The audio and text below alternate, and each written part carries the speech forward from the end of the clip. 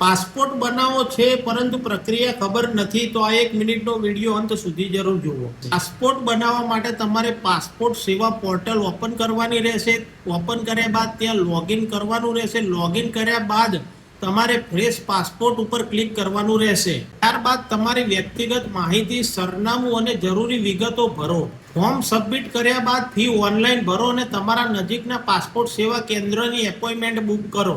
તમને જે દિવસની એપોઇન્ટમેન્ટ મળી હશે તે દિવસે તમારે મહત્વપૂર્ણ ડોક્યુમેન્ટ સાથે રાખવાના રહેશે, જેવા કે આધાર કાર્ડ, મતદાર કાર્ડ, જન્મનો પુરાવો વગેરે અન્ય ડોક્યુમેન્ટ તમારે સાથે રાખવાના રહેશે। બાયોમેટ્રિક અને વેરિફિકેશન પ્રક્રિયા પૂર્ણ થયા બાદ પોલીસ વેરિફિકેશન થશે અને બધું યોગ્ય હશે તો તમારા ઘરના એડ્રેસ ઉપર તમારો પાસપોર્ટ આવી જશે। આવી જ સરકારી માહિતીની અપડેટ માટે અમારી ચેનલ જનસેવા અપડેટને સબસ્ક્રાઇબ અને ફોલો કરો। ધન્યવાદ।